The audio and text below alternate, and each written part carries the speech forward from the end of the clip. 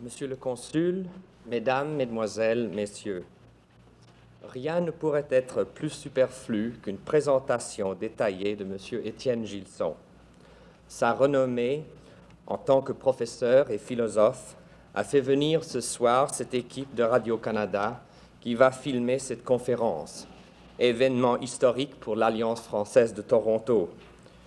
Monsieur Gilson, notre membre le plus distingué, a toujours eu la bonté de nous faire une conférence lors de son séjour annuel à Toronto. Nous attendons cette conférence comme le haut point de notre saison.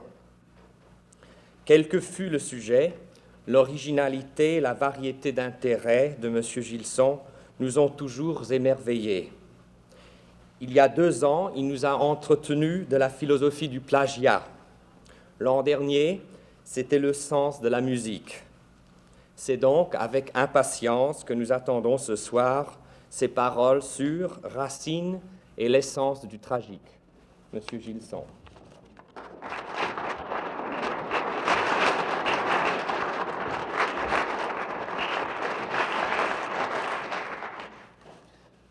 Messieurs les consuls, Mesdames, Mesdemoiselles, Messieurs, l'origine de cette causerie n'est pas un désir soudain de me mêler d'histoire littéraire ni de critique littéraire, c'est une communication faite à la Société française de philosophie par mademoiselle Jeanne Hersch, professeure de philosophie à l'Université de Genève. Le titre de la communication était « Temps, tragique et liberté ». Le compte-rendu détaillé de la communication et de la discussion qui suivit se trouve dans le bulletin de la Société française de philosophie, année 1961, 3e cahier. Ce fut une discussion à la française. Il y a un ordre et on ne parle pas selon une discipline préconçue. C'est un ordre à la française où chacun pense que lorsqu'il a quelque chose à dire, c'est son tour de parler. Tous ceux qui étaient présents étaient des philosophes. Et comme on parlait littérature dans un pays où le culte des lettres est très vivant, il y en avait peu qui n'eussent quelque chose à dire. Les interruptions n'étaient pas rares, les exclamations fusaient, venant d'esprits sous pression, et l'on entendit soudain la voix perçante d'un philosophe qui est aussi l'auteur d'un assez grand nombre de pièces de théâtre, affirmer sur un ton qui décourageait d'avance la réplique « Je n'aime pas le Cid ». Mais enfin, le Cid, c'est certainement une tragédie. À partir de ce moment, je perdis contact avec la discussion.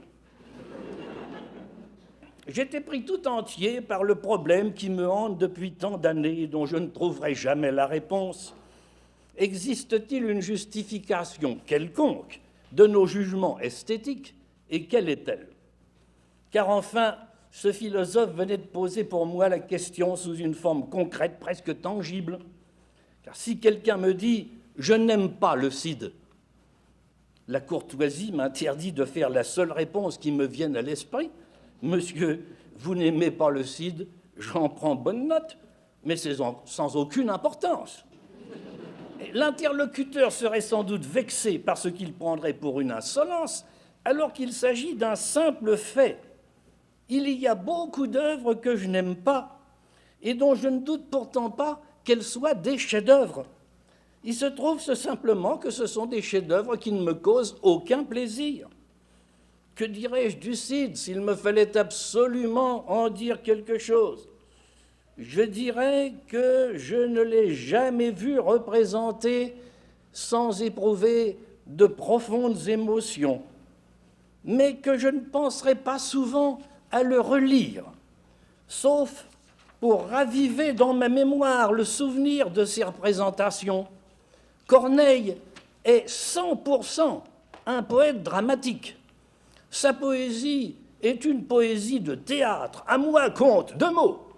Elle est voulue, impérieuse, chargée de toutes sortes d'éléments adventices qu'elle charrie comme un torrent. Il ne faut pas regarder de trop près. Quand on le lit, C'est un peu comme quand on lit Molière, on est gêné par toute cette lie verbale qu'il est alors impossible d'ignorer. Quand on lit Racine, c'est plutôt le contraire. Il y a beaucoup de pièces de Racine dont je sais qu'on est en train de les jouer à la Comédie Française, mais je ne sais pourquoi, je préfère prendre le livre et lire tranquillement la pièce. Car quand on lit Racine, on lit quelqu'un qui écrit pour être lu. Et c'est à la lecture qu'il se révèle dans la perfection de son art. On est perpétuellement séduit chez lui par des vers dont la simplicité est d'un charme inoubliable. D'un cœur qui t'aime, mon Dieu, qui peut troubler la paix? Il cherche en tout ta volonté suprême et ne se cherche jamais. Sur la terre, dans le ciel même, est-il d'autre bonheur que la tranquille paix d'un cœur qui t'aime? Voilà. Voilà Racine à son point de perfection, mais gagne-t-il à la représentation? Est-ce qu'il gagne même à être lu à haute voix, comme je viens d'essayer de le faire? Son théâtre entraîne-t-il le spectateur dans un mouvement irrésistible? Parlant de ma propre expérience, je répondrai plutôt non. C'est d'ailleurs pourquoi, à la rigueur, on peut représenter du Corneille dans une langue étrangère. Mais Racine traduit se réduit vraiment à si peu de choses. J'irai plus loin. Il me semble parfois, en lisant Bérénice, qu'il n'existe pas de voix humaine capable de donner à certains vers la beauté musicale qu'ils ont dans le langage intérieur que nous nous parlons à nous-mêmes en le lisant. J'ai entendu Madame Barthès jouer Bérénice, ce qui nous ramène déjà à quelques années en arrière. Et elle était célèbre dans ce rôle de Bérénice, elle était incomparable. Eh bien, je me souviens qu'en l'entendant, je me disais, c'est tout de même plus beau quand on l'entend dans sa propre pensée. La voix haute fait perdre une partie de leur harmonie aux vers de Racine, à tel point que je me demande si Racine lui-même se parlait ses propres vers en les composant, ou s'il ne se contentait pas simplement de les penser. Mais ce qui requit surtout mon attention dans la remarque de Gabriel Marcel, lui-même auteur d'un théâtre peu joué mais plein d'intérêt en son genre, un théâtre philosophique, ce fut son assertion résolue que le Cid est une tragédie. Car je me demandais aussitôt pourquoi il en était tellement sûr. Évidemment, il y a un duel et un mort. Mais la mort de Don Gormas ne nous émeut guère plus que celle de la grand-mère mangée par le loup dans Le Petit Poucet. Ce sont là des incidents qui ne comptent pas dans l'histoire, sauf pour la rendre possible. Après tout, comme tant de comédies, le Cid finit par un mariage.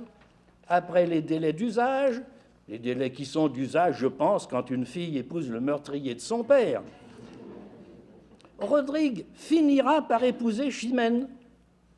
Si la pièce est une tragédie, c'est une forme de tragédie assez curieuse, car c'est une tragédie qui, en somme, finit bien, à moins peut-être que l'on pense avec Émile Faguet que toutes les comédies finissent par un mariage, parce qu'après le mariage, c'est la tragédie qui commence. C'est alors que je me posais à moi-même la question, qu'est-ce qui fait qu'une pièce est une tragédie? C'est sans doute, répondrait un philosophe, qu'elle contient un élément, quelque chose de cet élément qu'on nomme le tragique. Une tragédie, c'est une pièce où le tragique domine. Or, chose curieuse, dans sa communication extrêmement intéressante, Mademoiselle Hersch parlait du tragique et tout le monde lui répondait en parlant de tragédie. Le Cid est-il une tragédie, demandait-on. Un autre demandait Hamlet. Est-ce que c'est une tragédie? Bon, on peut en discuter. Mais si nous posons la question à Racine lui-même, sa réponse sera d'une simplicité déconcertante. Sauf, bien entendu, les plaideurs, Toutes ces pièces portent le titre de tragédie, même Bérénice, où pas une goutte de sang n'est versée, et qui se déroule entièrement sur le ton d'une conversation de cour, aux environs de Versailles et en présence du grand roi. Et pourtant, Racine tenait Bérénice pour une tragédie. Lui-même dit pourquoi, dans la préface qu'il a écrite pour la pièce. Ce n'est point une nécessité qu'il y ait du sang et des morts dans une tragédie, il suffit que l'action en soit grande, que les acteurs en soient héroïques et que tous y ressentent de cette tristesse majestueuse qui fait tout le plaisir de la tragédie. Quelle admirable description de son art! Racine donne en ces simples mots une tristesse majestueuse. On ne dira jamais mieux. Et puisque c'est lui qui écrit les pièces, il a bien le droit de choisir un genre de tragédie qui convienne à son talent, au fond, celui d'une sorte d'élégiaque du théâtre. La deuxième de ces pièces, et la moins lue de toutes, se nomme Alexandre. Racine la tient pour une tragédie. En effet, on y voit la lutte du roi Porus contre Alexandre. Le roi Porus, vaincu, est finalement à la merci de son vainqueur, tout va mal, mais Alexandre lui laisse la vie, il lui rend son trône et il le condamne seulement à épouser Axiane, dont il est éperdument amoureux. À des liens si doux, tous deux je vous condamne, vivez, régnez tous deux, et seuls de temps de rois, jusques au bord du Gange, allez donner vos lois. Épouser ce que l'on aime, la pénitence est douce. Cette tragédie finit encore mieux que ne finira Bérénice. On dirait la fin d'un conte de fées. Ils se marièrent, ils eurent beaucoup d'enfants et vécurent longtemps heureux. Il est juste et raisonnable d'interpréter le théâtre de Racine du point de vue de la notion que lui-même avait de la tragédie. On ne contestera donc pas que toutes ces pièces ne se conforment à sa propre définition de la tragédie. Des actions qui soient grandes, des personnages qui soient des héros, et aussi des passions exaltées dont le spectacle nous touche avec une sorte de grandeur triste. Oui, d'Andromaque à Athalie, c'est bien là l'atmosphère que l'on respire dans son théâtre. On voit même par là combien son idéal était loin de celui du théâtre moderne, où, comme dans Shakespeare, tout est spectacle, mouvement, action. Quand un événement dramatique se produit dans une de ses pièces, Shakespeare le met sur la scène, il le fait voir. Racine ne le fait pas voir, il le raconte. Et chaque fois que le metteur en scène moderne s'efforce d'améliorer une pièce de Racine, en renforçant le côté action et spectacle, il trahit les intentions profondes du poète. Je me souviens d'avoir vu autrefois l'acteur de Max jouer Néron dans Britannicus. Eh bien, il avait imaginé, comme on dit, d'en remettre.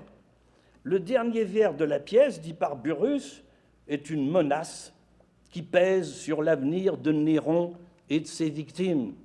Burrus dit « Plutôt Dieu que ce fut le dernier de ses crimes ». Ces mots donnent à penser, ils donnent même à craindre, mais ils ne sont pas un acte, on ne voit rien. De Max avait inventé, en jouant Néron aux Français, de se draper dans un manteau rouge. Et au dernier moment, quand tout était fini, de traverser la scène d'une démarche lente et furtive. Il faisait voir le monstre naissant. C'est ce qu'on nomme un jeu de scène. Et celui-là faisait son effet, mais ce n'était aucunement racinien. Tout récemment, la Comédie Française, ce conservatoire de nos traditions classiques, a voulu rejouer Bérénice et a imaginé d'y mettre un peu de mouvement. Ah, ça ne lui fait pas de mal, car il n'y en a pas trop. Le personnage principal est Rome, capitale de l'Empire, dont on ne voit rien, sauf un coin de palais qui pourrait aussi bien être ailleurs. Excellente occasion pour un metteur en scène moderne de faire voir Rome elle-même, une vue de Rome, la foule des Romains, des licteurs, des faisceaux. On voyait enfin celle qui se nomme Urbs, la ville par excellence. C'était très bien, mais c'était aussi peu racinien que possible.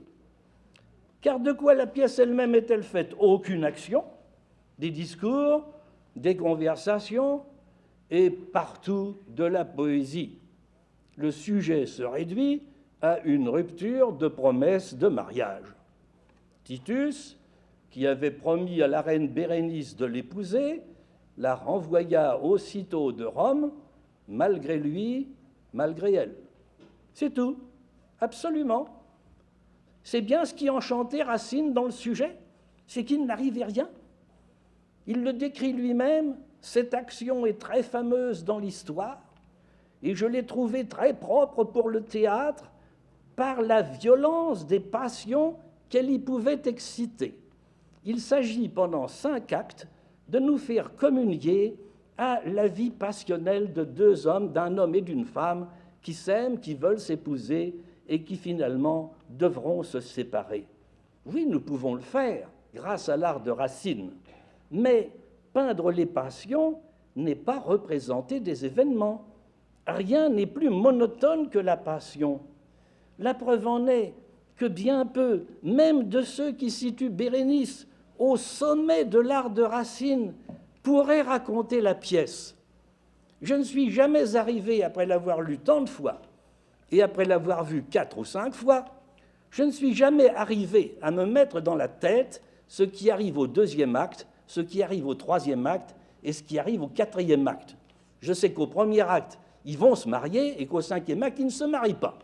Mais comment ces jeux passionnels et sentimentaux se développent-ils et se distribuent-ils au cours de ces 5 actes? Je n'en sais rien. Les 5 actes se font dans une sorte de longue coulée lyrique où surnagent des vers qui sont si connus, certains d'entre eux, qu'on leur a emprunté récemment le titre d'un roman. Moi-même, j'ai voulu vous entendre en ce lieu, je n'écoute plus rien, et pour jamais, adieu, pour jamais. Ah Seigneur, songez-vous en vous-même combien ce mot cruel est affreux quand on aime. Dans 1 mois, dans 1 an, comment souffrirons-nous, Seigneur, que tant de mers me séparent de vous, que le jour recommence et que le jour finisse, sans que jamais Titus puisse voir Bérénice, sans que de tout le jour je puisse voir Titus. Que peut-on ajouter à cette poésie? Ce sont de ces vers dont Valéry disait qu'après les avoir vus affichés dans la librairie à l'aventure de la librairie Stock, il s'est surpris marchant dans la rue et les répétant dans sa tête, et il se demandait « Mais pourquoi? Mais qu'est-ce que je veux faire ?» Et dit-il « Je me suis aperçu que j'essayais de changer un mot de place et qu'il n'y avait pas moyen. » En effet, on ne peut pas. En entendant ces vers, qui a envie de voir quelque chose? On dirait plutôt avec le docteur Faust de Goethe « Moment, arrête-toi, tu es si beau ». Pour un public accoutumé au cinéma, peut-être est-il nécessaire d'offrir des actions et de faire voir des tableaux, mais quand il s'agit de Racine, pour qui le théâtre était essentiellement une épopée dialoguée, du Virgile récité à plusieurs, ajouter quoi que ce soit à la poésie, c'est, je le crains, un contresens. Sainte-Beuve a fort bien vu ce point. Il était assez romantique pour regretter le fait, et il a parfaitement dit, en s'en excusant un peu, que chez Racine, la poésie pure, c'est l'expression qu'il emploie, l'emporterait plutôt sur le drame. C'est tout à fait certain. Et pourtant, quand on prend l'ensemble de son théâtre, comme je viens de faire, comme je viens de le relire, pour me faire une opinion sur ce qu'était le tragique dans la tragédie de Racine, on s'aperçoit qu'il y a un élément de tragique pur, d'extrait de tragique en quelque sorte, qui fait que ces pièces sont des tragédies, un peu comme la présence du radium dans un corps quelconque en fait un corps radioactif. C'est du tragique grec que je veux parler, peut-être le seul tragique absolu qui existe. Une fois seulement, mais sans aucun doute possible, Racine l'a porté au théâtre dans sa pureté quasi totale. Et il a fait une pièce de pur tragique grec, de quintessence de tragique. Et ça a été la première de ses pièces, la Thébaïde. On dirait que pour son coup d'essai, un instinct secret l'ait porté droit à ce que l'on peut nommer ce tragique par excellence, qui est celui du destin et de la fatalité. Comme on ne lit plus guère la pièce, je me permettrai de vous en rappeler sommairement le sujet. L'action se passe à Thèbes, au palais de la reine Jocaste, femme du malheureux Édipe. De son fils Édipe, qui est devenu son mari par un coup du sort, dont ni elle ni lui ne sont responsables, Jocaste a eu 2 fils jumeaux, Éthéocle et Polynice, qui se disputent le trône de leur père disparu. Toute la pièce est dominée par un oracle dont on sait d'avance qu'il finira par s'accomplir. Comment il s'accomplira, c'est justement la pièce. Mais qu'il s'accomplira, impossible d'en douter. Il s'accomplira quoi qu'on fasse. Et c'est justement en quoi consiste la fatalité. Que dit l'oracle? Eh bien, d'abord, on remarquera que l'oracle, c'est un oracle de la première pièce de Racine, et il n'est pas encore très bon poète. Mais il est clair. Il dit « Thébains, pour n'avoir plus de guerre, il faut, par un ordre fatal, que le dernier du sang royal, par son trépas, ensanglante vos terres. » Pourquoi le faut-il? On pourra répondre que c'est ainsi. Mais ce destin vient de plus loin. Il faut que toute la famille d'Édipe meure. Et à cause de l'inceste qui s'est produit lorsqu'Édipe a épousé, sans le savoir, sa mère, et que toute la famille, par conséquent, finisse par disparaître.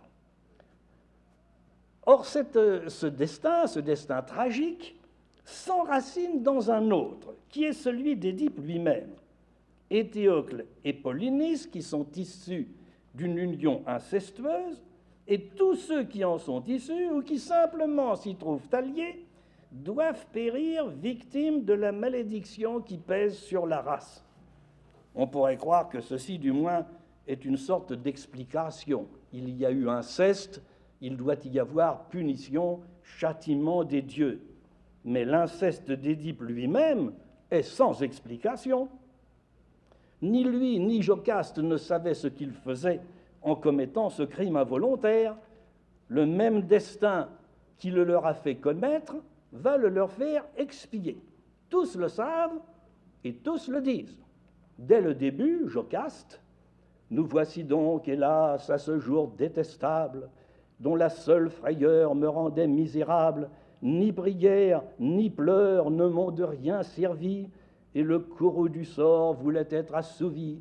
Elle a tout fait pour qu'Éthéocle et Polynice ne se rencontrent pas, ils se rencontrent.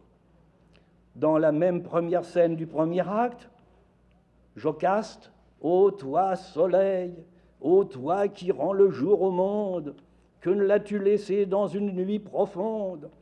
À de si noirs forfaits prêtes-tu tes rayons, et peux-tu sans horreur voir ce que nous voyons?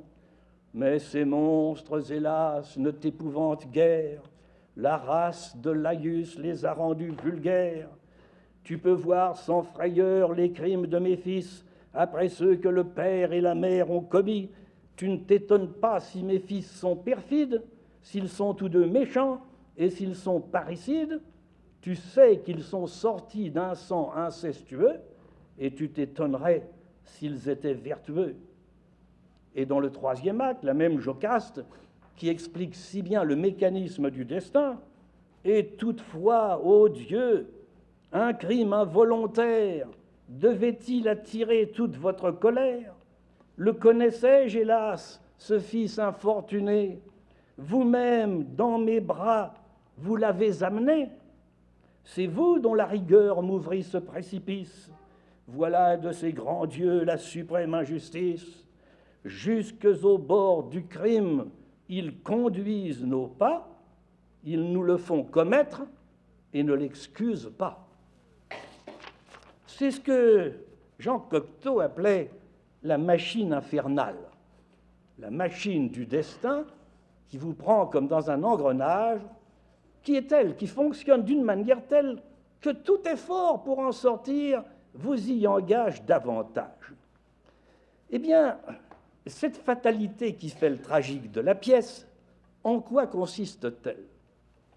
C'est là que les philosophes se mettent en scène et en mouvement, et mademoiselle Jeanne Hersch, qui pense sinon à Racine, du moins au destin grec, y voit une sorte de suspension du temps.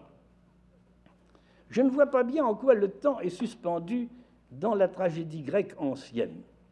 Il se déroule du temps de la naissance d'Édipe à celle de ses enfants, puis de leur lutte fratricide jusqu'à leur mort. Mais ce à quoi on assiste, c'est sinon à une suspension du temps, du moins à une sorte de suspension de la causalité, ou plus exactement peut-être de la finalité causale. Quand nous agissons en vue d'un résultat, et nous pensons que si nous nous y prenons bien, le résultat désiré sera obtenu. Si nous ne l'obtenons pas, nous nous disons « c'est que je m'y suis mal pris ». Mais dans la tragédie grecque, dans la tragédie du destin, que vous vous y preniez n'importe comment, le résultat sera le même. Et le destin lui-même s'arrange de manière à faire que vous vous y preniez mal, si bien qu'il n'y a aucun espoir d'en sortir. La pauvre Jocaste dit comment, elle le dit en vers, mais c'est ce qu'elle dit, comment peuvent-ils s'entendre ces deux enfants maintenant qu'ils sont grands, vivants et rois? Ils se battaient avant leur naissance déjà dans mon sein. Ils étaient déjà aux prises avant d'être nés. Aussi, l'oracle se réalise, se vérifie, tout le monde s'entretue, il ne reste plus personne. À la fin du drame, il n'y a réellement plus personne, sauf une confidente. C'est du très bel ouvrage, et Créon le constate au moment de mourir. Polynice, Éthéocle, Jocaste, Antigone, Ménécée, Aimon lui-même, enfin, tous disparaissent, c'est une sorte de nettoyage par le vide.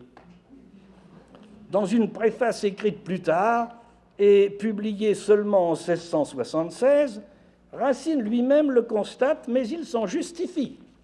La catastrophe de ma pièce est peut-être un peu trop sanglante.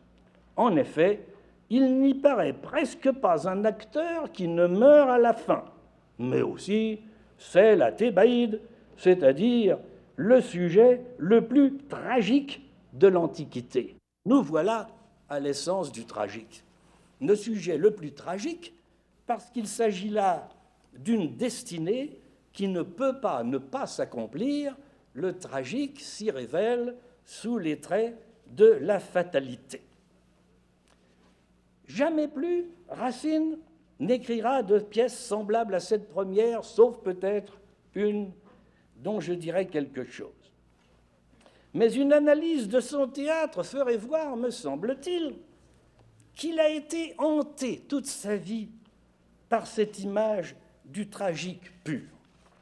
Le tragique que lui-même met en œuvre, le tragique proprement racinien, sauf dans cette Thébaïde au début, et nous verrons ce qu'il en est advenu à la fin, ce n'est pas la fatalité, ce n'est pas la fatalité grecque, c'est la passion. La passion est une sorte de destin, et incontestablement, elle est dans le théâtre de Racine la forme racinienne par excellence de la fatalité. C'est donc surtout d'elle que naît le tragique racinien. Mais tout de même, une passion, si violente soit-elle, c'est très rarement quelque chose d'absolument inévitable.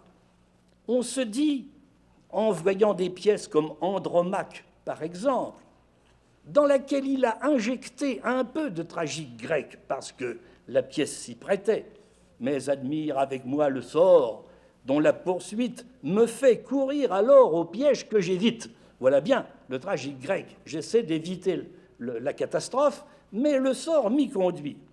À la fin, on reste dit, eh bien, je meurs content, et mon sort est rempli. Il y a du tragique grec, mais le fond, pourtant, c'est la passion. Et cette passion, on pourrait, à la rigueur, en éviter les conséquences. Prenez Britannicus. C'est le monstre naissant, c'est le jeune tigre qui fait ses griffes. Mais plût à Dieu que ce fût le dernier de ses crimes, on n'est pas absolument certain qu'il y en aura d'autres. Ce n'est pas un cas de destinée, de fatalité absolue. Bérénice relève en partie d'une inspiration semblable, car enfin la volonté de Rome s'oppose au mariage de Titus et de Bérénice. Mais il n'y a pas si longtemps, on a vu des rois modernes sacrifier le trône à leur amour, et on sent jusqu'au bout qu'une décision contraire est toujours possible. Toute la pièce tient en un seul vers. Je l'aime, je le fuis. Titus m'aime, il me quitte. C'est tout. C'est assez pour la tragédie racinienne, mais ce n'est pas le pur tragique, c'est surtout un drame humain. On dirait la même chose de Bajazet et de Mithridate, dans lesquels il y a des tueries assez sanglantes, mais où il n'y a pas vraiment de fatalité. Et c'est d'autant plus curieux que Bajazet se prêtait à la fatalité musulmane. Il n'a pas osé la mettre sur la scène, car il lui parut que Racine croyait à la destinée musulmane et la cour chrétienne de Louis XIV n'aurait pas toléré ce spectacle. Mais enfin, ce sont encore des tragédies historiques où il y a des intrigues de cour, des assassinats, mais où les choses auraient pu tourner autrement. Iphigénie en Aulide atteste cette hantise de la fatalité antique. Comme dans la Thébaïde, on y trouve les dieux déjouant toutes les prudences humaines. Juste ciel, c'est ainsi qu'assurant ma vengeance, tueront tous les secrets d'une vaine prudence. Mais gagné par une sorte de timidité, Racine, ici encore, ne va pas jusqu'au bout. Vous savez qu'Iphigénie devait être immolée pour que des vents favorables permissent à la flotte grecque de faire voile vers Troie. Eh bien, on apprend au dernier moment que non, Iphigénie ne sera pas immolée. Il paraît que le grand prêtre Calcas s'était trompé dans l'interprétation de l'oracle. La victime désignée par le destin n'était pas Iphigénie, elle était une autre fille, Éryphile, qui, informée du fait, s'immole obligeamment sur l'autel pour que tout s'arrange. C'est fâcheux pour elle, mais la pauvre fille n'intéresse personne. Du moment qu'Iphigénie est sauve, nous sommes tranquilles. C'est encore une fois comme la grand-mère mangée par le loup, ça ne compte pas.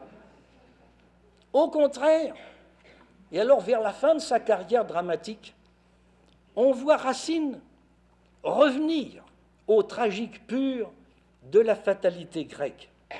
Et Phèdre réussit précisément la coïncidence parfaite de ces deux fatalités, celle du destin et celle de la passion. Comment a-t-il opéré cette fusion? Il s'est aperçu à ce moment-là qu'il y avait un cas dans lequel la passion pouvait agir comme un véritable destin.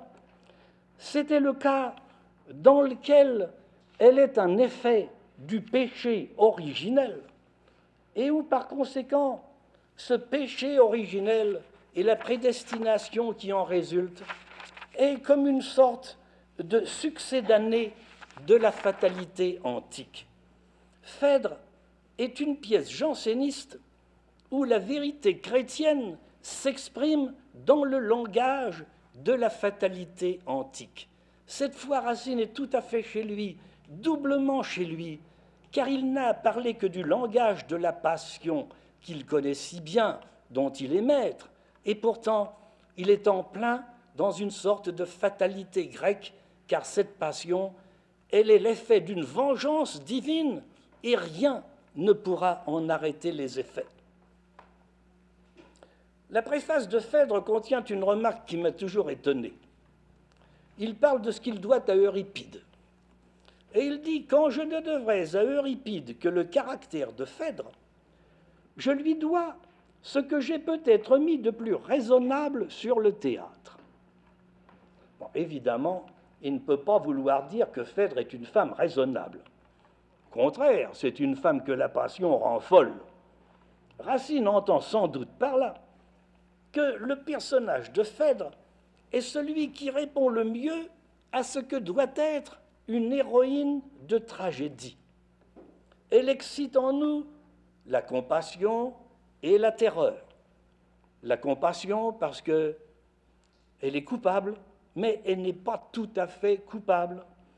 En proie à une passion dont elle a horreur, elle se sait coupable parce que sa passion est en fait coupable. Elle ne devrait pas l'éprouver, mais en même temps, cette passion, elle en a horreur et elle ne perd jamais de vue, je cite Racine, qu'elle est engagée par sa destinée et par la colère des dieux dans une passion illégitime dont elle a horreur toute la première.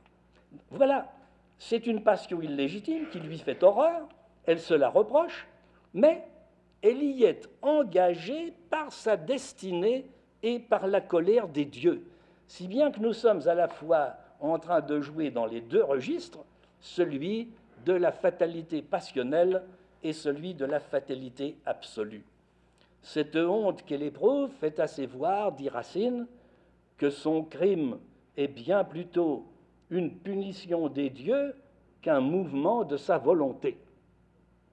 Donc, une pièce grecque est aussi une pièce chrétienne, car s'il y a quelque chose dans le christianisme qui ressemble à une fatalité, c'est bien le péché originel et ses suites. On s'interroge souvent sur les raisons du silence qui suit Phèdre. Racine cesse, en pleine gloire et en plein triomphe, d'écrire des pièces. Il se retire du théâtre. C'est en effet extraordinaire. Ce qui est au moins aussi extraordinaire, c'est cet autre fait que, du moins à ma connaissance, mais je n'ai pas lu tous les textes du XVIIe siècle, à ma connaissance, personne ne le lui a reproché. On pourrait croire que Boileau, dont c'était presque la fonction, aurait dit à Racine, mais enfin tout de même, après Phèdre, vous allez encore écrire des pièces, vous allez encore travailler pour le théâtre. Personne, je ne vois personne, ni dans les textes en prose, ni dans les textes en vers, qui fasse reproche à Racine de son silence. C'est seulement comme par hasard que Madame de Maintenon, lui ayant demandé plus tard une pièce pour les demoiselles de Saint-Cyr, ce parfait ouvrier des lettres se remit au travail et, comme s'il n'avait jamais cessé de produire, coup sur coup, il donna 2 chefs-d'œuvre qui débordent encore aujourd'hui le cadre de la scène française moderne. On ne sait pas où les jouer, on ne les joue presque plus. Il y a trop de musique pour la comédie française et il y a trop de parler pour l'opéra. On ne joue donc plus Athalie, même avec la musique de Mendelssohn, qui est fort belle, et que l'on ne joue plus davantage depuis que l'on ne joue plus Athalie.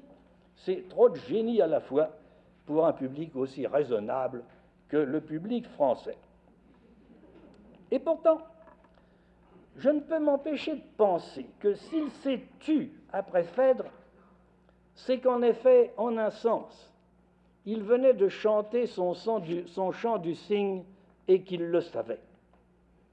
Il avait trouvé le sujet racinien par excellence. Il ne pouvait plus faire mieux. Il courait au contraire le risque de ne plus faire aussi bien. Cette parfaite coïncidence de la fatalité grecque et du péché chrétien, Racine n'avait guère de chance de la rencontrer ailleurs. On dirait qu'un artiste a cherché pendant toute sa vie à écrire une certaine œuvre, la pièce, qui réaliserait l'essence même du théâtre tragique tel qu'il le concevait. Enfin, il y réussit, et une fois que la pièce est faite et qu'elle est jouée, que lui reste-t-il à faire? se répéter, se diminuer, il ne le voulait pas. Il a simplement fermé son écritoire, sans faire autre chose que d'apprendre à la chant-mêlée l'art de dire son rôle et de le lui apprendre vers par vers, avec un tel souci d'en chanter la musique que jusqu'à la fin de sa vie, la chant-mêlée pouvait jouer et redire chaque vers comme Racine lui-même lui avait appris à le faire. Quel disque aujourd'hui, si nous l'avions, mais nous ne l'avons pas. Il nous reste seulement des pages imprimées où nous voyons se dérouler la punition qu'ont infligée les dieux à la fille de Minos et de Pasiphae. Monsieur l'abbé Bremont donnait comme exemple de poésie pure ce vers, la fille de Minos et de Pasiphae, car, disait-il, s'il y a un vers qui ne signifie rien, c'est bien celui-là, et pourtant quelle perfection musicale. Je le regrette pour monsieur l'abbé Bremont, mais s'il y a un vers qui soit chargé de sens, c'est bien celui-là. Seulement nous ne savons plus la mythologie. Car Pasiphae, être la fille de Minos et de Pasiphae, ça n'était pas rien. C'était très mauvais signe. C'était avoir ce que nous appellerions maintenant une hérédité très chargée. Car Pasiphae, épouse de Minos, avait eu 4 enfants, dont 3 de Minos lui-même, Androgée, Ariane et Phèdre, et un enfant d'un taureau blanc donné à Minos par Hercule. Cet enfant monstrueux, punition du crime de bestialité commis par Pasiphae, cet enfant monstrueux, qui n'était ni homme ni bête, c'était le Minotaure. Athènes lui offrait chaque année en sacrifice des adolescents jusqu'à ce que Thésée eût tué le monstre, et la terre fumant encore du sang du Minotaure. Cet accouplement monstrueux de Pasiphae et du taureau était un crime contre l'amour, un crime contre Vénus, et cette offense à sa divinité, Vénus ne l'a jamais pardonnée. Et elle ne sera jamais pardonnée.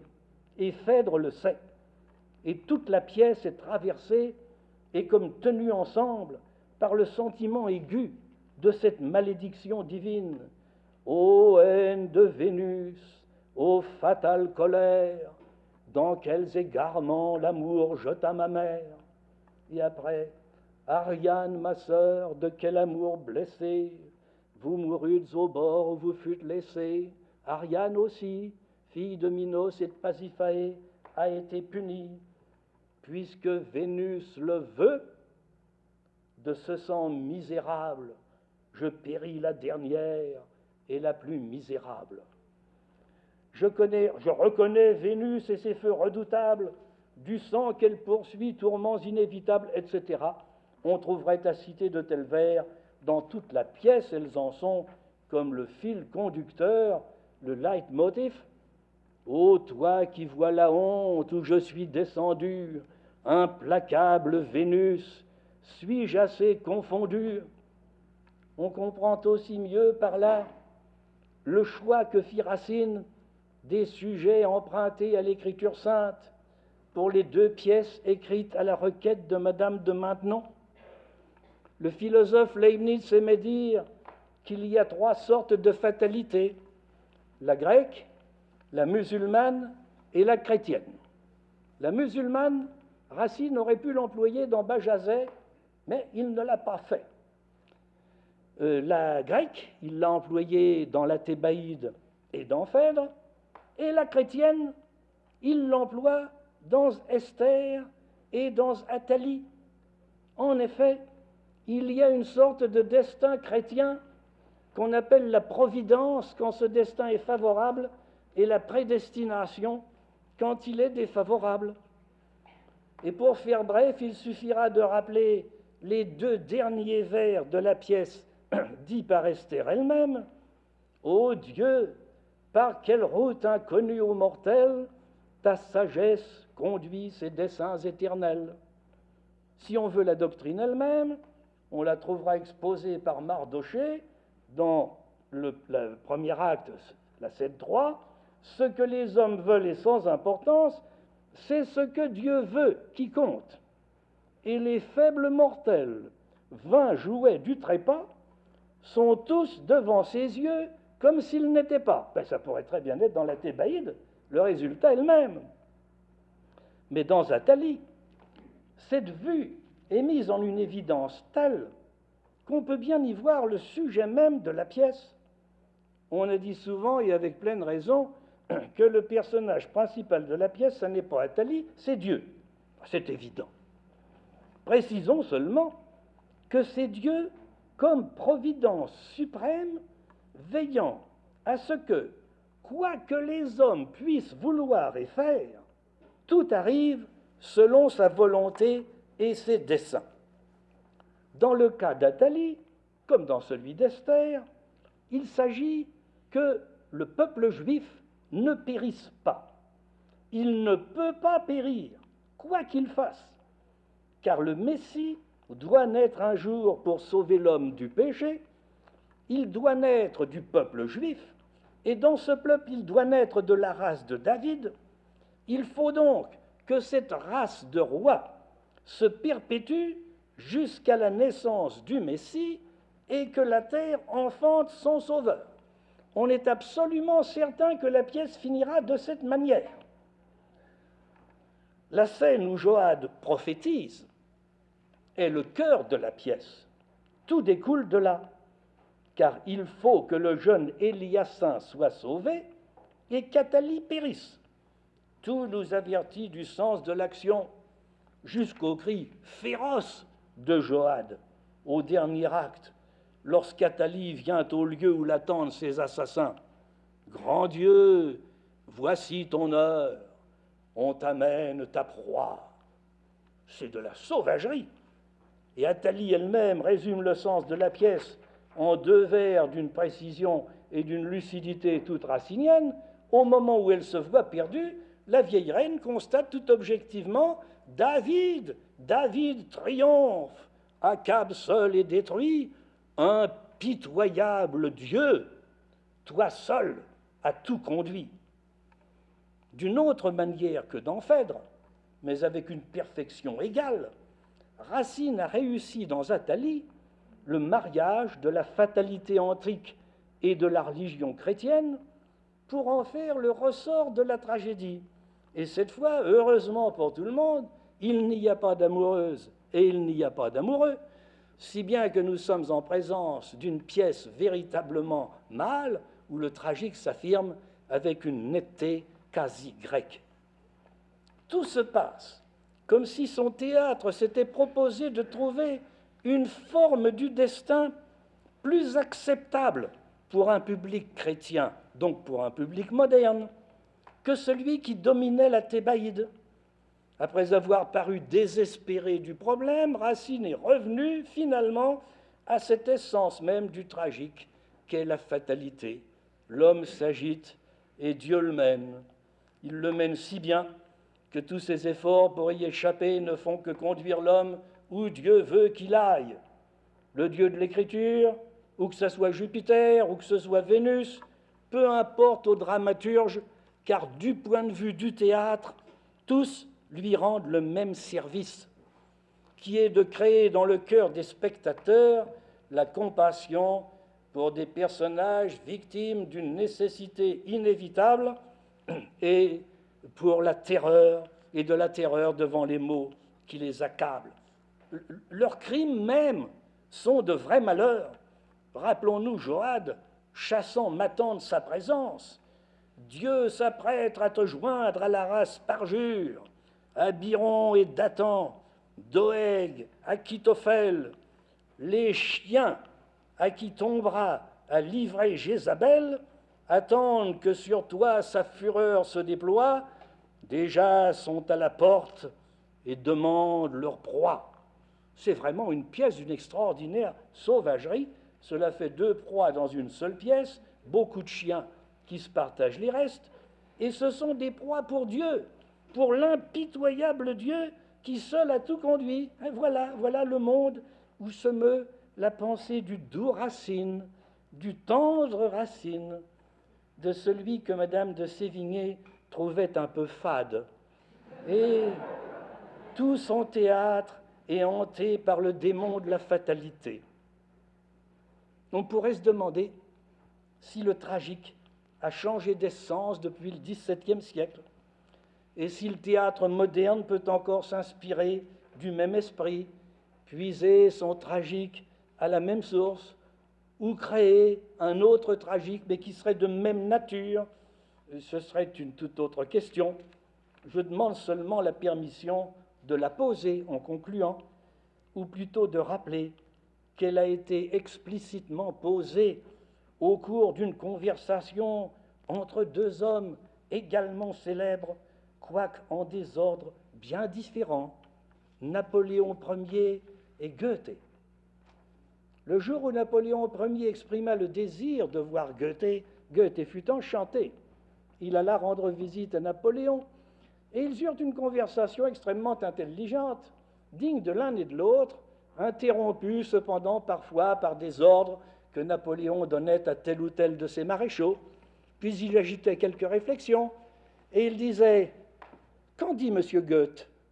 Goethe écrit « Goethe », G-E umlaut T, sans le TH, le Goethe prononce. Nous savons comment Napoléon prononçait Goethe.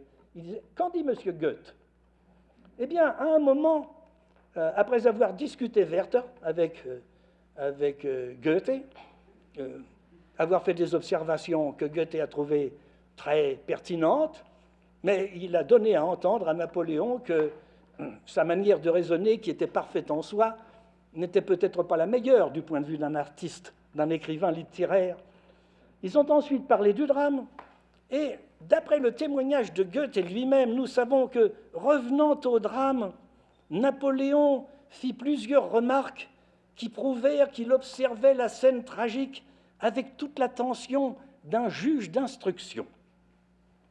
Passant au drame dit de fatalité, il les désapprouva hautement. Il convenait à une époque moins éclairée que la nôtre. Que vient-on maintenant nous parler de destin ? Le destin, dit Napoléon, c'est la politique. C'est très intéressant. On aimerait savoir ce qu'en pensait Goethe lui-même, mais il ne l'a pas dit, à moins qu'on ne prenne pour une réponse sa propre Iphigénie en Tauride, le chef-d'œuvre de son art classique, où Goethe met en scène dans la personne de la Vierge Iphigénie, devenue prêtresse, le triomphe de la claire raison et de la sagesse humaine sur la tyrannie aveugle du destin. Goethe pensait peut-être à ce moment-là que le destin était en effet fini, vaincu par la sagesse, mais tout ne finit pas avec Goethe, car Paul Claudel, qui détestait Goethe, il le haïssait, a au contraire retrouvé d'instinct cette éternelle source du tragique pur, car son Dieu, lui aussi, il écrit droit avec des lignes qui vont de travers, comme le dit un des motos, une des épigraphes du soulier de satin. C'est une excellente description de la fatalité. Les lignes vont de travers, elles ont l'air d'aller dans toutes les directions, pas du tout. Quelque direction que prenne chaque secteur de la ligne, l'ensemble aboutira inévitablement au même point. Quoi qu'il fasse, les héros du soulier de satin finiront par arriver un jour où Dieu les mène. Tout commence par la consécration que fait à Dieu de son frère, un père jésuite lié au mât d'un navire en perdition.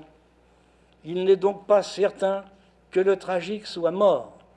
Il semble en tout cas qu'il ne puisse revivre que sous la forme que lui donna jadis le génie d'Eschyle et que l'art de Racine a su merveilleusement renouveler pour nous. Je vous remercie.